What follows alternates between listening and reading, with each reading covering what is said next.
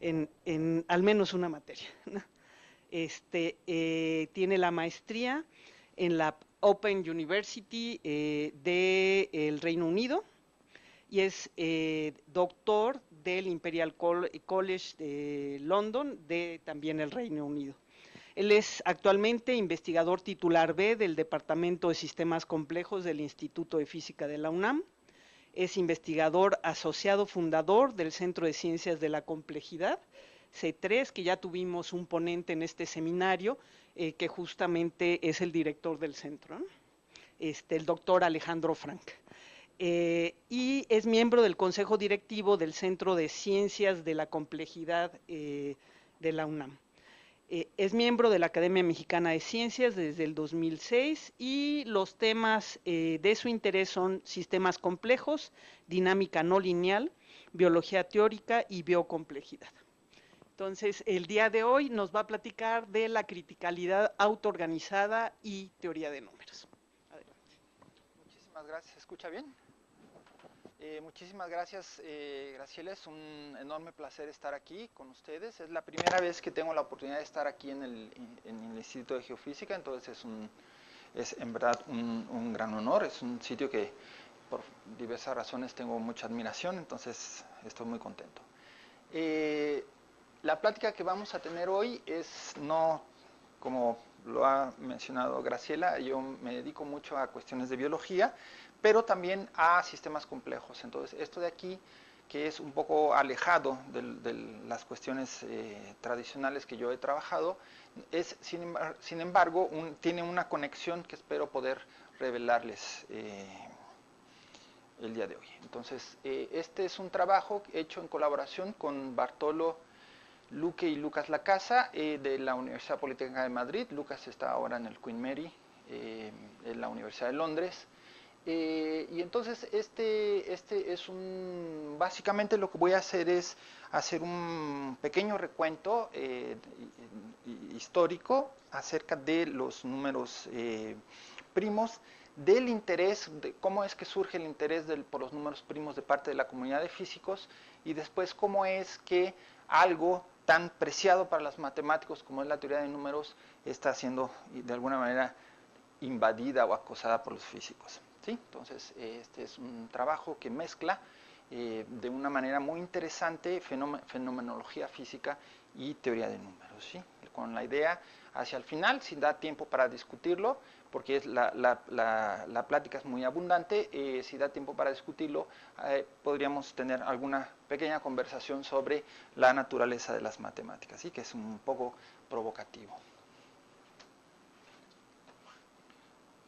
Entonces, comienzo con esta frase, justamente porque, como lo decía, los matemáticos han sido muy ufanos de que las matemáticas son la reina de las ciencias, y dentro de las matemáticas la teoría de números sería algo así como la joya de la corona o la reina, ¿sí?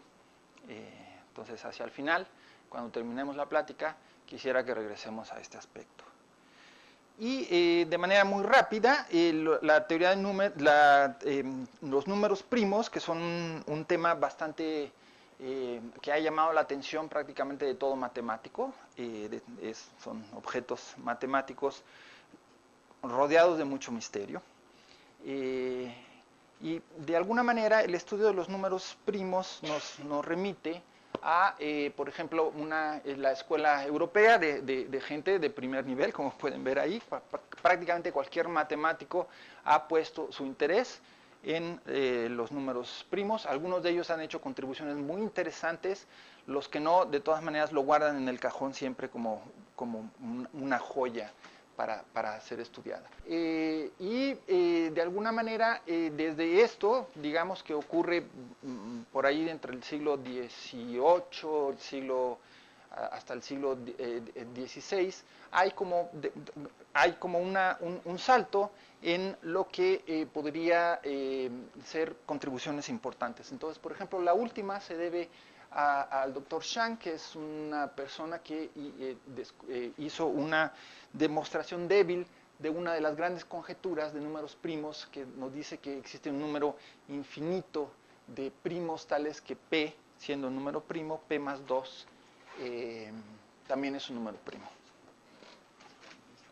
Pero el interés por los números primos también fue tomado por los griegos, especialmente por Eratóstenes y por Euclides, que son los que hicieron una gran contribución. Eratóstenes con algo que se conoce como la formalización de la criba de Eratóstenes, que es básicamente algo que nosotros llamamos la prueba de primalidad, ¿sí? Es decir, los números primos, por su naturaleza, no podemos predecir si un número de antemano, si un número es primo o no.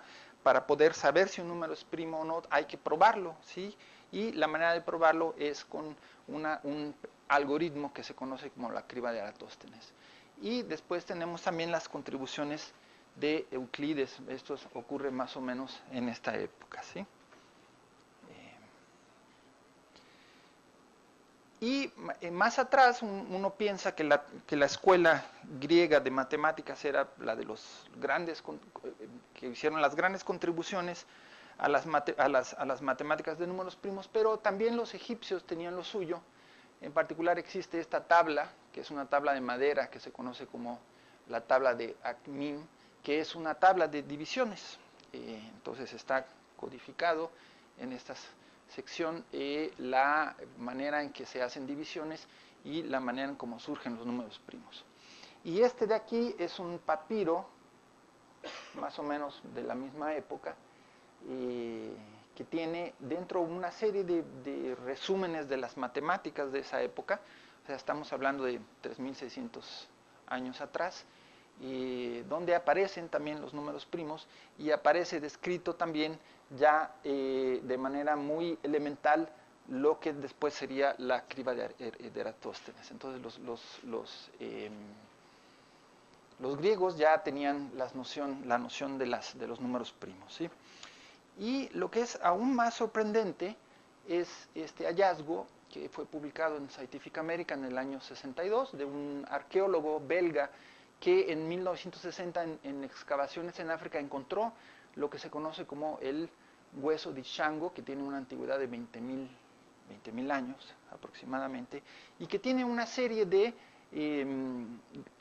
líneas grabadas. Esto de aquí es un hueso más o menos de este tamaño, es un hueso de un mandril, que tiene estos cortes, y esos cortes en uno de sus lados tiene estos números de aquí, que son, lo que llama la atención es que son todos primos, pero son números primos muy especiales. Esto de aquí, existen un tipo de números primos que se llaman las cuadrupletas de números primos, que son exactamente de la forma P más 2, P más 6 y P más 8. Es la primera cuadrupleta de números primos que hay en la secuencia de los números enteros.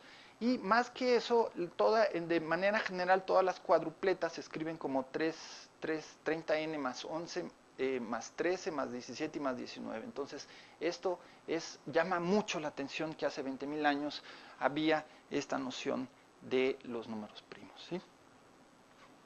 Entonces, el interés por los números primos pues va incluso más atrás de los griegos y llega hasta aquí, y no sabemos hasta dónde va, ¿sí? De alguna manera también recientemente hay un despertar por el interés de los números primos en la comunidad de físicos, y esto está relacionado con algo que se conoce como la hipótesis de Riemann, que nos dice que la distribución de raíces de la ecuación Z de Riemann sería la distribución en números primos. Esto es una conjetura que está esperando ser probada. Esto es uno de los premios del milenio, no sé cuántos millones de libras lo dan a quien lo resuelva, ¿sí? Y el interés de los físicos por esto viene en 1999 con un artículo de Michael Berry. Michael Berry es un matemático de Bristol que ha estado aquí en la UNAM en varias ocasiones, y él en este artículo nos da la idea de que las funciones de conteo de números primos a través de la función Z de Riemann coincide con los eigenvalores de ciertos aspectos de la mecánica cuántica. En particular nos dice que esta dinámica de Riemann sería caótica y que tendría órbitas periódicas cuyos periodos serían múltiplos de los logaritmos de los números primos. Entonces eso hace una conexión entre ese misterio de los números primos con la física cuántica, lo cual fue absolutamente sorprendente. Y eso ha derivado en un interés hacia eso. Entonces lo que yo voy a conversar con ustedes hoy es dos ejemplos de algo que yo llamo la dinámica de un gas de números, y ya les voy a explicar de qué se trata esto, pero son dos modelos sencillos de números y de operaciones entre números, donde los números primos tienen un papel destacado. Entonces vamos a explorarlos. La idea es la siguiente: yo imaginen que tengo un contenedor, entonces tendría dentro de ese contenedor, a manera de un gas, moléculas, ¿sí? Solo que esas moléculas son números, ¿sí? Entonces pueden imaginar los números en el espacio que están ahí y se mueven, y entonces hay movimientos aleatorios de esos números, y esos números pueden tener colisiones a la manera en cómo ocurren las colisiones en un gas. Solo que estos son gases reactivos en el sentido también de lo que llamamos como una química algorítmica, es decir, tenemos moléculas que cuando llegan juntas reaccionan, y en esa reacción se produce un producto de la reacción. Solo que ahora lo que tenemos son números. Esos números, cuando interactúan, cuando en una proximidad interactúan, la interacción es a través de una operación de división. Y el producto que vamos a obtener es el producto de la división, ¿sí? Entonces, esto aquí nos dice que si tenemos una molécula o un número A que coincide con una molécula B, entonces da origen a una molécula C, es decir, en este producto o el inverso, ¿sí? Pues son mutuamente divisibles. Esto es igual a C, y para ello yo les voy a proponer que pensemos en un conjunto finito de tamaño m de números naturales ordenados del 2 hasta el m. El 1 no entra aquí porque es un número, es trivial, ¿sí? Si lo que estamos hablando es de la división, no nos interesa estar dividiendo entre 1. Entonces comenzamos con el 2 y va hasta el tamaño m. Y entonces yo voy a seleccionar un subconjunto n de este conjunto m de números aleatorios, aleatoriamente escogidos, ¿sí? Por ejemplo, si m es 100, va de 2 a 100, mi universo de números posibles es de 2 al 100, y yo escojo un subconjunto de tamaño n, por ejemplo, 5 números al azar escogidos del conjunto que va de 2 a 100. ¿Queda claro? Entonces yo voy a jugar es un jueguito muy simple, y entonces vamos a ver qué es lo que ocurre. Entonces estas son las reglas del juego. Entonces tienes números que son naturales, pero al final la C puede no ser. No, la C siempre va a ser un número natural, o sea, son enteros, ¿sí? Sí, aquí están las reglas de la división, ¿sí? Aquí nos dice, entonces, si A y B son iguales, entonces no hay ningún tipo de reacción, y entonces los números pues no se modifican, ¿sí? Si los números son diferentes, digamos A es mayor que B, entonces ocurre una reacción solo si B es un divisor de A, es decir, si existe un entero tal que C es igual a A sobre B. Entonces lo que hacemos es que A se elimina del subconjunto y se sustituye por C, ¿sí? Entonces como en esa reacción tenemos un nuevo número que es C, y el A, que es el número mayor, lo eliminamos, ¿sí? Y por último, si A no es divisible, entonces tampoco pasa nada, ¿sí? Entonces esta es simplemente la división de números primos, la definición es un número natural donde existe como divisor el mismo y la unidad, ¿sí? Esa es la definición de un número primo.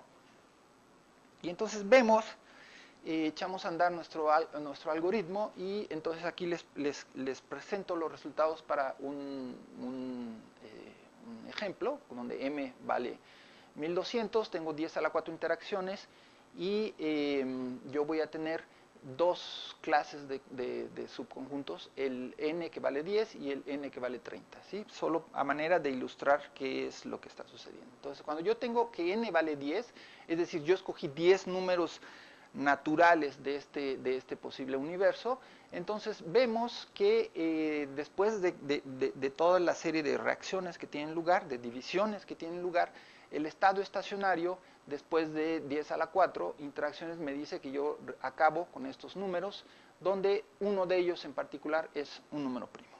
¿Sí? Pero si yo tengo 30, entonces tengo aquí mis 30 números en el estado estacionario y todos ellos son números primos. Todos son números primos. ¿Sí? Entonces, esto llama la atención porque nos dice que dependiendo del tamaño del subconjunto n, mi sistema va a acabar reduciendo los números a números primos, todos o no. ¿Sí? Entonces es interesante investigar este comportamiento. Entonces yo aquí les pongo un ejemplo también de esto. Aquí es en el tiempo. Y yo tengo aquí el número acumulado de divisiones que están ocurriendo y aquí tengo varios tamaños del conjunto n.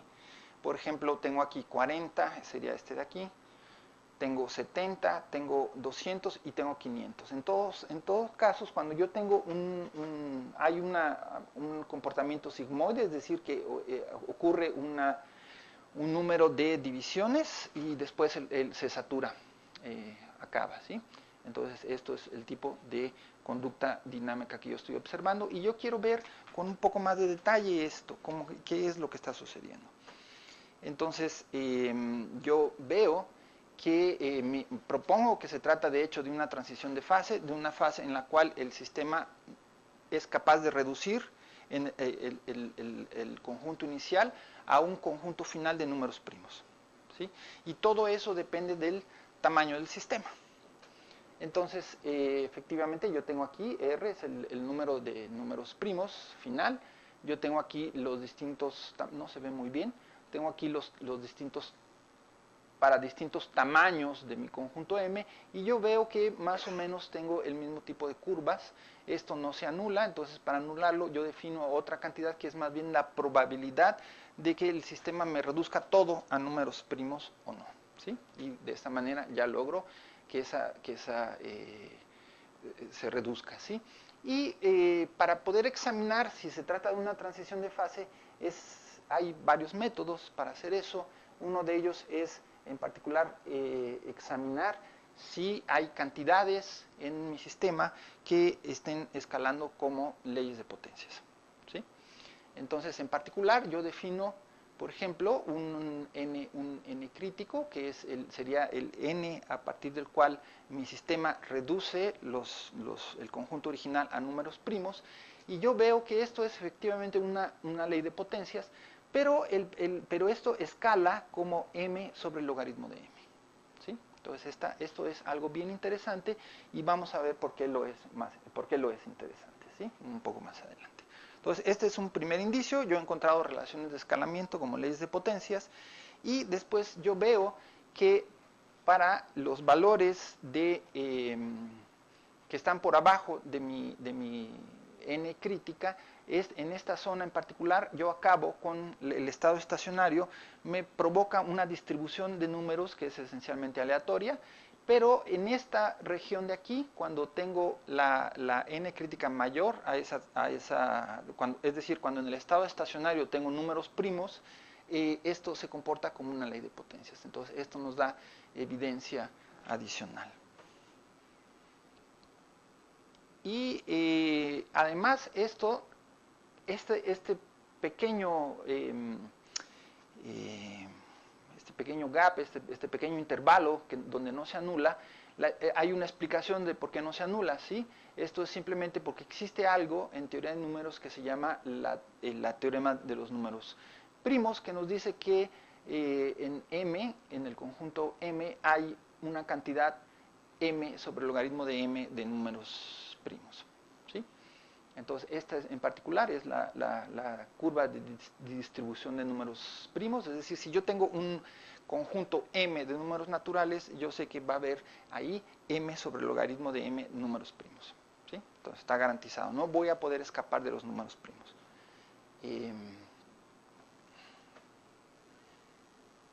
Entonces, la teoría de números es muy útil porque, bueno, uno siempre busca solucionar analíticamente los problemas que uno puede resolver numéricamente, y la teoría de números, como se los había dicho, es una teoría bastante desarrollada en las matemáticas y es muy útil porque podemos echar mano de la teoría de números para resolver problemas de distribuciones de física estadística, ¿sí? Entonces eso es también bastante bonito, y en particular podemos encontrar cuál es la probabilidad de que dos números aleatorios puedan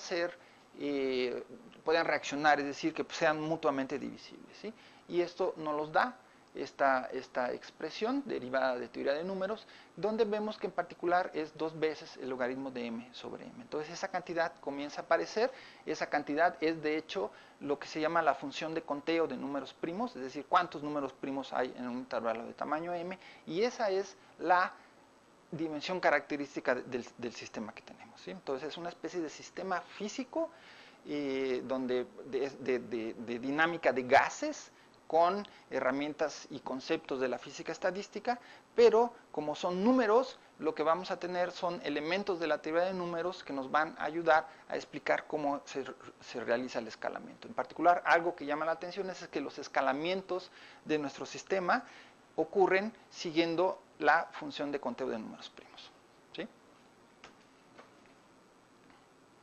Entonces, pues esto es simplemente para mostrar cómo aquellas curvas que les presenté pueden de hecho reescalarse y colapsarse en una sola curva. Entonces, de hecho, eso nos dice que sí, efectivamente, hay un escalamiento del sistema, y ese escalamiento ocurre con esta expresión, que es nuevamente la función de conteo de los números primos.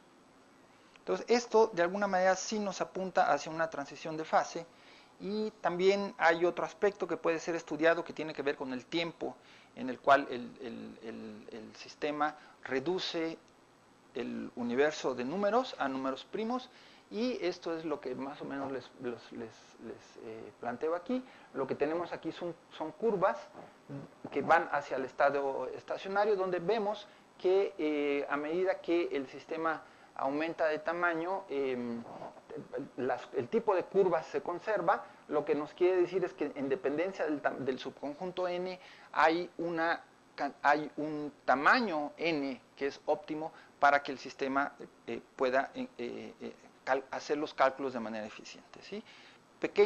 Una cantidad pequeña de números es muy ineficiente para encontrar números primos porque son pocos, entonces el sistema no alcanza a reducir los números a números primos.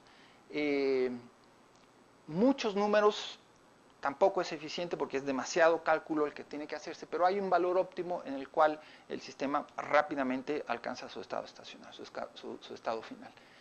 Y esto nuevamente puede colapsarse hacia una sola curva, donde la relación de escalamiento es nuevamente una expresión en términos de la función de conteo de números primos. Entonces, estos dos artículos fueron publicados en Physical Review, que es sobre la transición de fase en este generador de números estocásticos, números primos, y este otro acerca de la complejidad computacional en este generador de números primos.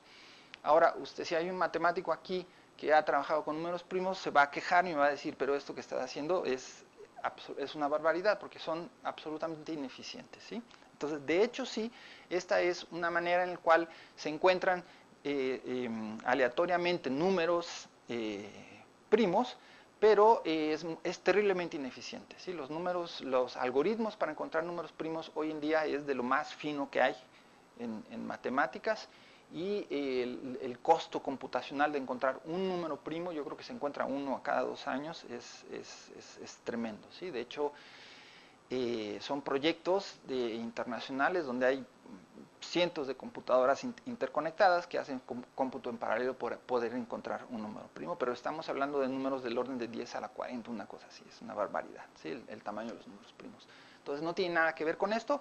Esto es un pequeño juego donde lo que hace es simplemente mostrar la relación que hay entre la física estadística y la teoría de números, ¿sí?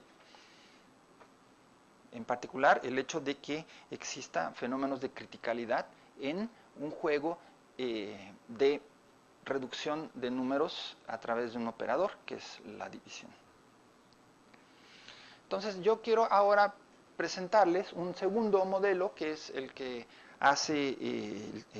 da lugar al título de mi seminario, pero este nuevo juego, que es una elaboración del anterior, va a darnos algunas pequeñas sorpresas, y eso nos lo va a conectar con problemas de sistemas complejos. Lo otro era, digamos, más problemas de física estadística, pero esto tiene que ver con un concepto que nosotros llamamos criticalidad autoorganizada. No sé si lo han escuchado hablar. Es un concepto que ha tenido mucho impacto en pues muchas áreas de las ciencias, en particular en áreas como la tectónica de placas o vulcanismo. Hay muchas teorías novedosas sobre la distribución de terremotos, tratándose de sistemas que son críticamente autoorganizados. Y eso, la imagen que les muestro aquí es la de un cono de arena, porque esto viene al cuento por un tipo de trabajos que se hicieron, que fueron inspirados en lo que se conoce como una pila de arena. ¿Sí? Básicamente es un reloj de arena donde va cayendo de manera gradual la arena, y entonces este fenómeno, que es bastante simple, exhibe este fenómeno que se llama criticalidad autoorganizada, y es muy similar a lo que va a ocurrir con el modelo de divisiones. ¿Sí? O sea, van a ver cómo. Entonces, esto se origina en esta contribución hecha por Perbach, Tang y Weisenfeld, que fue publicado en el 87 en el PRL, donde nos dice, el título es Criticalidad autoorganizada, una explicación del ruido 1 sobre F. El ruido 1 sobre F es también uno de los grandes misterios de la física. Esa distribución de una señal de una serie de tiempo la vemos en muchos fenómenos de la naturaleza, desde fenómenos galácticos hasta fenómenos moleculares, y no existe, digamos, una teoría unificada de a qué se debe ese tipo de fluctuaciones.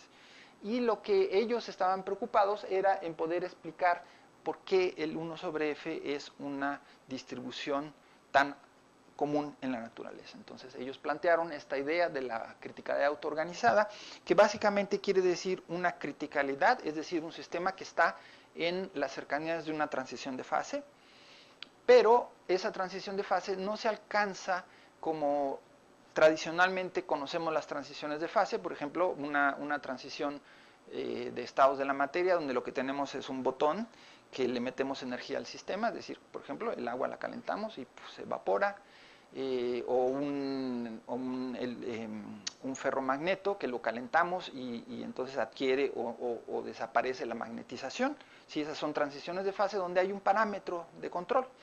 Aquí no hay un parámetro, sino que el sistema alcanza esa criticalidad de manera autoorganizada. No hay nada que nosotros hagamos externamente para que esos sistemas solos alcancen la zona crítica. ¿Sí? Entonces, esta es también una serie y por eso viene ahí, lo mencionaba hace rato, la idea de la tectónica de placas, porque la idea en tectónica de placas es que las placas que estarían en fricción estarían acumulando energía que después es liberada. ¿Sí? Todo esto ocurre de una manera autoorganizada. Entonces, este tipo de modelos recientes, por así decirlo, de tectónica de placas tienen mucho que ver con este concepto. Y ese concepto básicamente lo que nos dice, el modelo inicial de ellos era un modelo de 2 dimensiones de interacciones para simular la pila de arena. ¿Sí?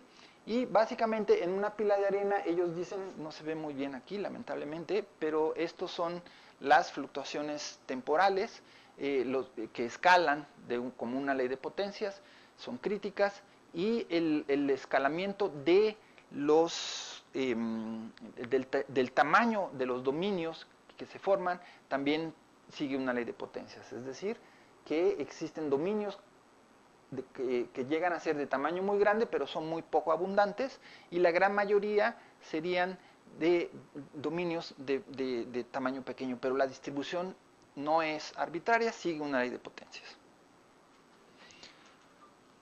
Si tienen dudas me pueden preguntar, por favor. Y algo que quiero hacer énfasis es que una vez que Per Bach,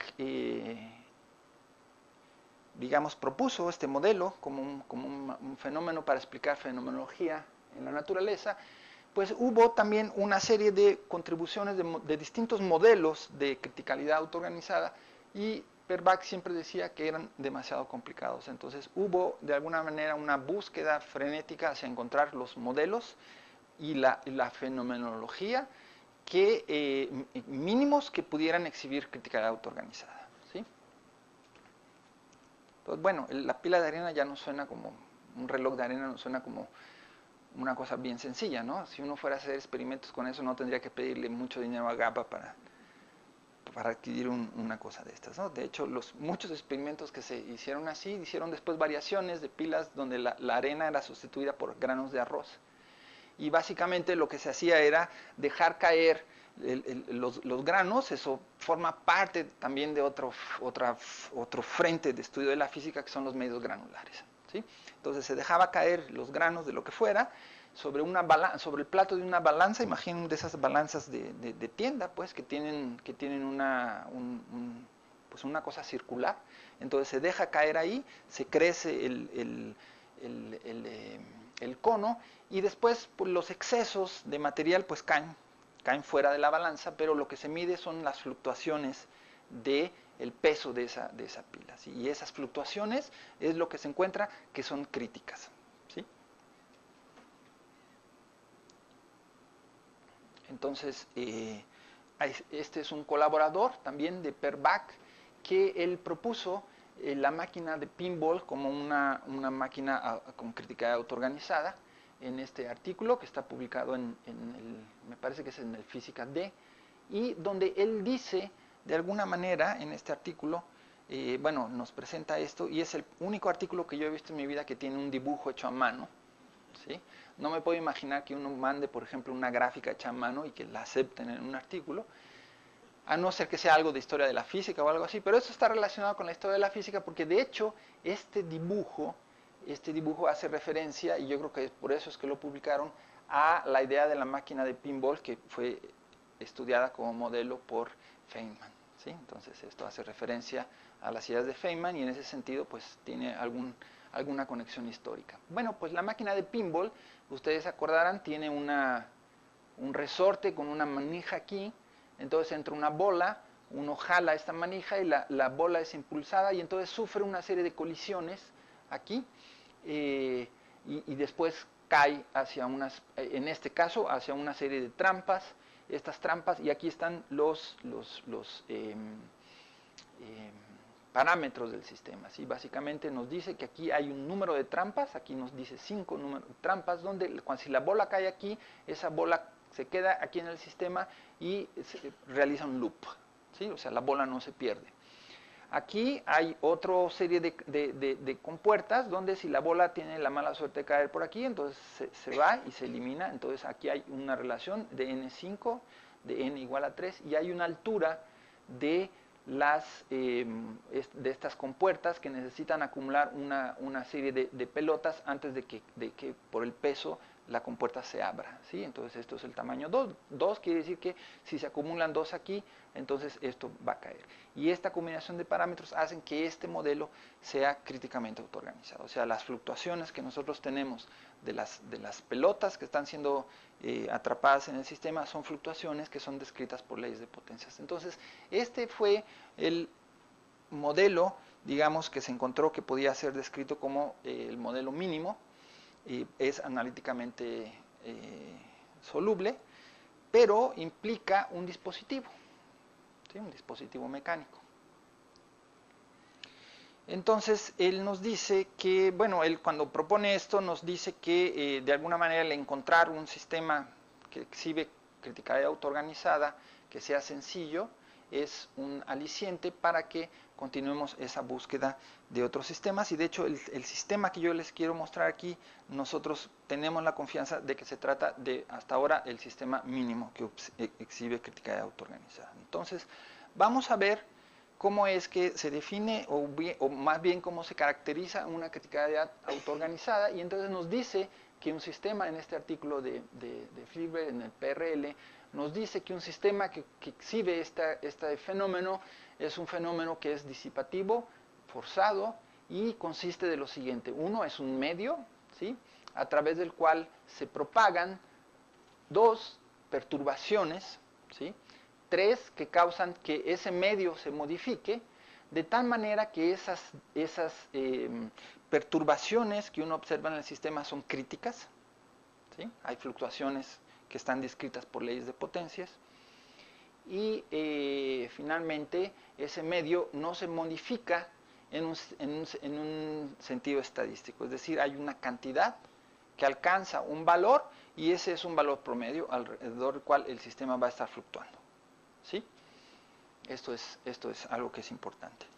Entonces, nosotros con esto vamos a ver de nuevo nuestro modelo de divisiones de números enteros, y esto es un artículo que publicamos en PRL con este título. Es un título bastante horrible, dice un ejemplo de teoría de números de topología libre de escala que induce la criticidad autoorganizada, pero la historia de este artículo es que cuando nosotros lo enviamos tenía un título diferente. El editor de PRL nos dijo, pues este artículo no sé qué hago con él, porque obviamente no es un artículo de física, es un artículo de números, pero lo que se relaciona tan bien con física que podría ser un estimulante a estudios en física, ¿sí? Entonces decidió aceptarlo y la única condición que nos puso fue que usáramos este título, que él lo escogió. Entonces, pues rápidamente le dijimos que sí y vámonos. Entonces les voy a narrar lo que está en este artículo, ¿sí? Entonces vamos de nuevo a nuestro juego de divisiones. Ahora lo que yo voy a tener es una pequeña modificación. Tengo mi conjunto M, es mi universo de números naturales, y yo voy a tomar aleatoriamente uno, lo voy a poner en el subconjunto N, pero ahora este subconjunto N ya no es algo que yo defino, el tamaño de N no lo voy a definir yo de antemano, ¿sí? Es un tamaño que va a ser creado por la dinámica del propio sistema, de la siguiente manera. Ya que está el número A en el conjunto N, el primer elemento de A en el subconjunto N, yo tomo un segundo, ¿sí?, y lo voy a agregar aquí, pero el que B entre a formar parte de N depende de las reglas del jueguito, y las cuales están aquí. Es decir, A y B, B se queda en el conjunto N solo si no es mutuamente divisible con cualquier otro elemento que ya estuviera ahí, ¿sí? Y B, si son divisibles, entonces lo que ocurre es que ese elemento nuevo se queda en N y el conjunto, el número A que ya estaba previamente regresa al conjunto M, ¿sí? ¿Queda claro? Entonces aquí, de hecho, hay, como en el juego de pinball, un mecanismo de retroalimentación, ¿sí? Los números no se van a eliminar, sino van a regresar al conjunto M, y así lo vamos a estar haciendo. Aquí nosotros decimos entonces que si esto ocurrió, existe una división, ¿sí? Y esto es lo que, digamos, ese número de divisiones es lo que me va a acercar al fenómeno de la pila de arena. Vamos a ver cómo. Entonces yo tengo aquí un ejemplo, ¿sí? Y voy viendo cada una de las características para ver si este sistema es realmente críticamente autoorganizado o no. Entonces yo tengo, por ejemplo, en este ejemplo, un conjunto M de tamaño 100, entonces yo tengo mis números naturales que van del 2 al 100, y digamos que después de una serie de iteraciones, yo acabo con esto, con este conjunto. Este conjunto, por cierto, tiene un pequeño error porque lo escogí a mano y un estudiante me dijo, pues está mal porque no debería de estar aquí. El 42 y el 14 se dividen mutuamente, ¿sí? Entonces no deberían de estar ahí. Entonces, perdón por ese error, podía haber sido cualquier otro número. Entonces yo tengo aquí, digamos, 1, 2, 3, 4, 5, 6 y 7 números, y yo tomo de aquí uno que por azar resultó ser el número 7, ¿sí? Esto, por cierto, se llama el conjunto primitivo. Un conjunto primitivo en matemáticas es uno donde todos los elementos no se dividen entre sí. No hay ningún tipo de división posible entre ellos. Entonces, esto es, primero nos dice que el sistema es un sistema que está forzado. Yo estoy forzando al sistema, sacando elementos de un conjunto y llevándolos hacia otro. Y entonces, cuando tomo por azar al número 7, llega aquí, él divide al 14 y al 42. ¿Sí? Al resto no los divide. Entonces, siguiendo las reglas del juego, estos dos números salen y el número 7 ahora se agrega aquí, y entonces hay una dinámica de n en el tiempo, y entonces nosotros decimos que hubo una perturbación. Este es el medio, el conjunto primitivo es el medio. Hubo una perturbación que causó que el sistema, el medio, se modificase. ¿Sí? Entonces, yo tengo aquí lo que le llamo una división, una avalancha de divisiones de tamaño 2. ¿Sí? Es como en la pila de arena que se tienen avalanchas. Bueno, es que no los expliqué, perdón, no fui muy claro. En la pila de arena, si uno ve cuidadosamente lo que está sucediendo, digamos, en la superficie. ¿Por qué que la pila de arena es críticamente autoorganizada? Eso también me lo salté, se los explico. Cuando va cayendo, digamos, imagínense el reloj de arena, nosotros le damos vuelta, entonces comienza a caer, los granitos se van acumulando y van formando un cono. ¿Sí? Ese cono, hay un ángulo de ese cono con respecto a la horizontal que va aumentando, ¿sí? Hasta que llega a un valor máximo.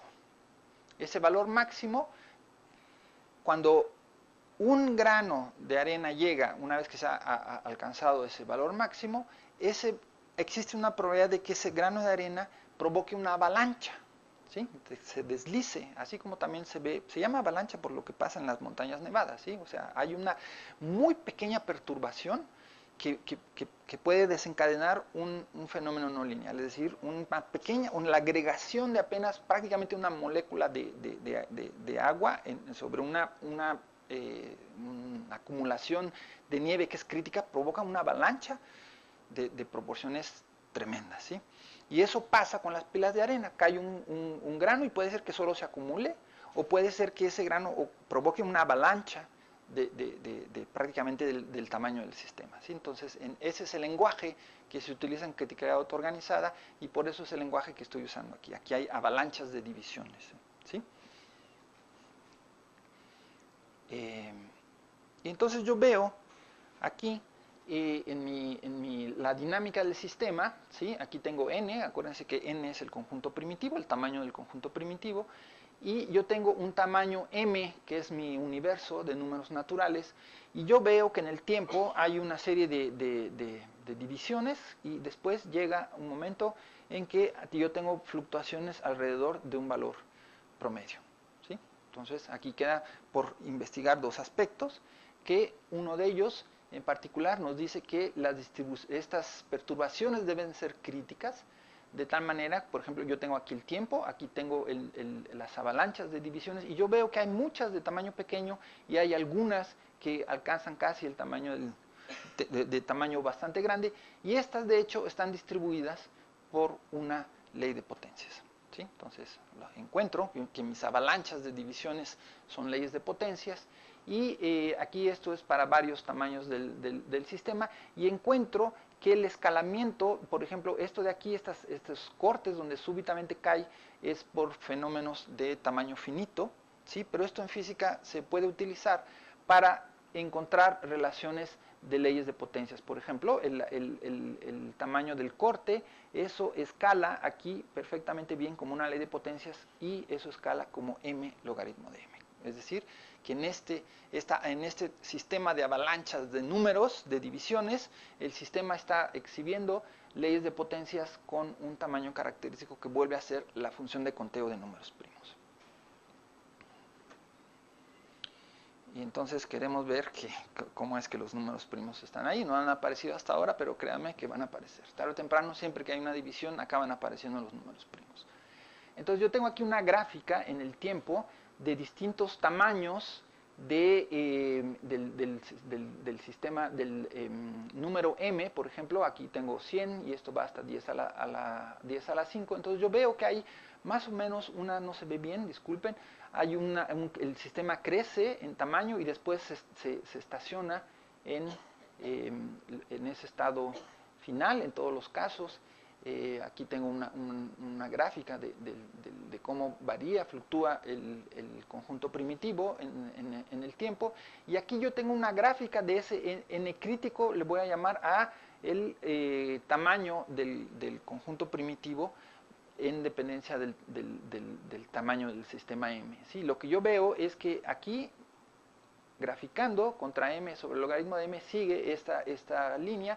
Y aquí les voy a mostrar que hay cuadritos y hay puntos. Los puntos son calculados numéricamente y los cuadrados son calculados, son extraídos analíticamente. ¿Sí? Analíticamente porque de nuevo vamos a la teoría de números y ahí nos dice bastante información que se puede aplicar para un sistema como este. Y también vemos que las fluctuaciones en el tiempo en particular siguen también leyes de potencias. Entonces nos queda claro que las fluctuaciones son de hecho son consistentes con un sistema que es crítico. Entonces hay varias cantidades que pueden encontrarse utilizando, como les digo, nuevamente una combinación de ideas de física estadística con teoría de números. En particular podemos encontrar cuál es el número de divisores que se espera que tenga un número de tamaño n, y esto nos sirve para derivar el número de divisores para en un conjunto que va de 2 a la m, que es más o menos así. Entonces vemos que nuevamente es proporcional al logaritmo de m, como ya lo sospechábamos, y en particular nosotros podemos encontrar cómo es el escalamiento, analíticamente el escalamiento de las fluctuaciones del conjunto crítico, es decir, del tamaño crítico del conjunto primitivo, y vemos que es de hecho la función de conteo de los números primos.